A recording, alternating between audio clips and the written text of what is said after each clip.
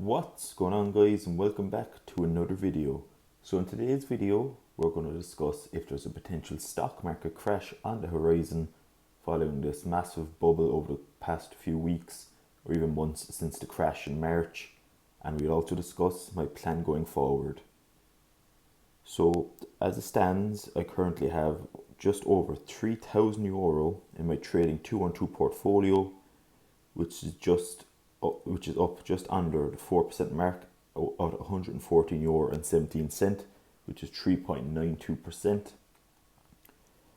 I have 25 companies in this portfolio thus far, which are 3M, AbbVie, Alphabet, Amazon, Apple, AT&T, Bank of America, Barrick Gold, Caterpillar, Chevron, Coca-Cola, Duke Energy, Facebook, Goldman Sachs, Johnson & Johnson, JP Morgan & Chase, McDonald's, Microsoft, PepsiCo, Pfizer, Procter & Gamble, Realty Income, Tesla, Walt Disney, and Waste Management. Now, I've only begun this portfolio about 2 weeks ago at this stage, and it's already up 4%, which is quite good. However, when looking at the market at the moment, you can nearly close your eyes at this point and just throw a dart and your investment will go up because the whole market is overinflated, in my opinion. For example, you just need to look at companies like Tesla. Like, even since I bought into the company 2 weeks ago, it's up 16.26%. And you can see here over like the last week, it's up 8%. The last month, it's up a massive 50%. 3 months, nearly 175%, which is ridiculous for a blue chip company.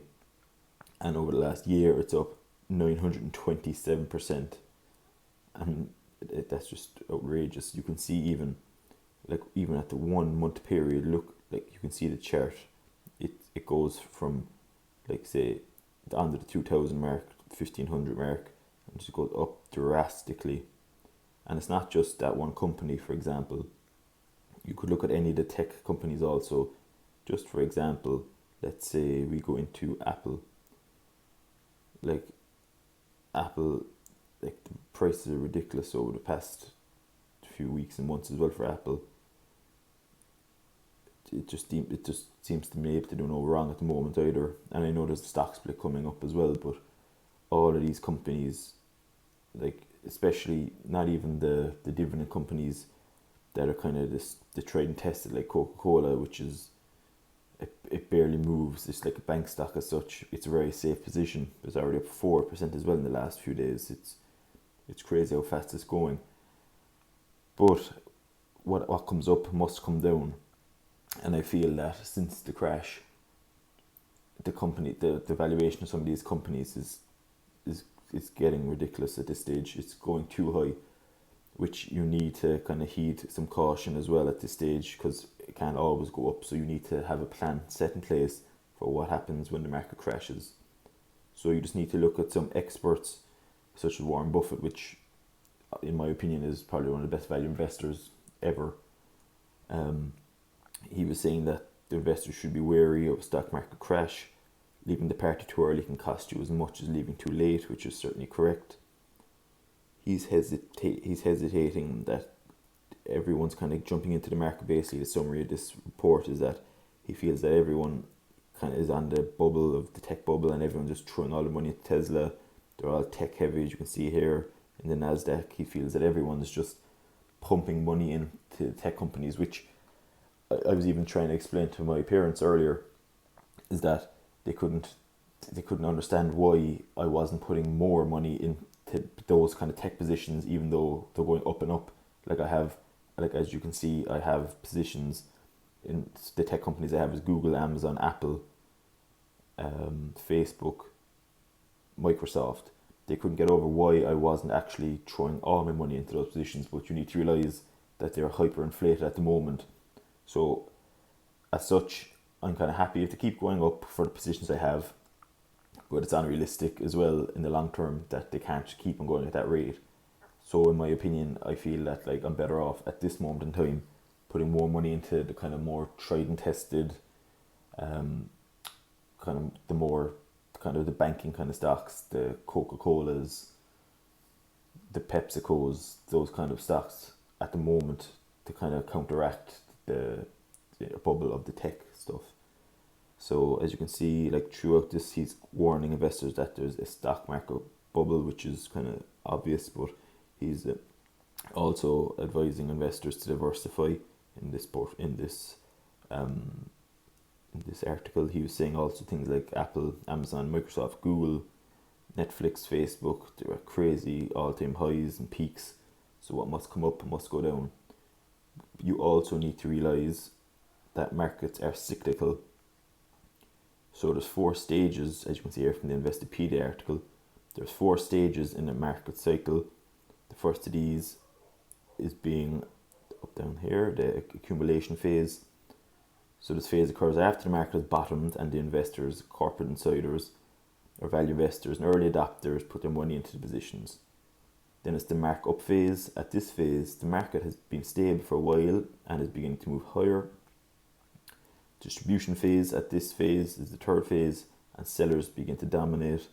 This part of the market identified as a bullish sentiment, and previous phases turn into mixed sentiment. And then, so I kind of feel that we're kind of at the start of phase 3 at the moment, to be honest. And then we're in stage 4, then is the market down phase. So that's what the crash will be if there is a crash. And this phase is the cycle painful for those who still hold positions. And as Buffett said in the prior article here, is that if you stay too late at the party, you could get hurt. So you need to, when creating a portfolio, even as a beginner, you need to control your emotions to the market, and you need to realize that the market is cyclical. Throughout time, if you look through any kind of forms of charts, you will realize that the markets go up and down over the years, and that's not going to change. They can't keep going up, they can't going down. It has to go up and down like a roller coaster. So in order to ensure that you survive these kind of downtrends as such, you need to ensure that you are fully diversified, and you need to control your emotions, and you need to understand from the outset that markets can easily go down, but they will come back up. And if you can't control your emotions in this concept, then maybe investing wouldn't be a career for you down the line. So as you can see, the reason I have 25 companies in my portfolio is that I want to make sure that I'm not open to any kind of sort of exposure. So like for example, I have a gold stock here, 2 shares in Barrick Gold, which helps counteract the inflation or the currency of the USD to euro. So if the USD rises, the gold stock falls. If the USD falls, the gold stock rises. So it's kind of a counteracting statement. I've kind of, when you go in here to the search bar and you browse all, you go into US, you can see the different sectors. So there's the energy sector, which I have companies in, materials, industrials, consumer discretionary, consumer staples, healthcare, finance, tech, consumer services, utility and real estate. You need to kind of have a broad aspect across all of these sectors, all these 11 sectors, to ensure that you are kind of, for example, again, going back to the tech bubble as such, it's all well and good having all your money in the tech when it's going up, but eventually it's going to come down and your money's going to suffer because of this. So you need to have money in tech, obviously, but you need to have money in such as the healthcare, finance, consumer discretionary, energy sector. So they kind of counteract each other. So the sectors all don't move at the same. So like all sectors won't go up at the same time, as well as the majority of the time they don't all go down at the same time. So it kind of balances each other out over the long term. Now, a lot of people, day traders, for example, or even swing traders, they might pick one sector that's hot at the moment, such as the tech sector, and they put all the money into that. But if you're looking to be a long-term investor, you need to have, you can't have all your eggs in one basket. So diversification is key.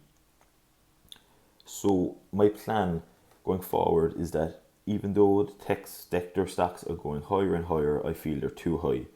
I'm happy with what I have at the moment, and I'll be keeping these positions, but I leave it at that for the moment in the tech sector. I'll be dabbling a few €100 in every few weeks, and into, as I said, into like the likes of my AT&Ts, my bank stocks, my Coca-Colas, my Johnson & Johnson, PepsiCo's, Real Income, Walt Disney. I'll be pumping money into those slowly over the coming weeks when I see that these stocks are after going down in value to help improve my dollar cost average. Overall, I'll be keeping about 60% of my money, or so 60% of my investment in cash positions at the moment, in anticipation of a crash in the coming months.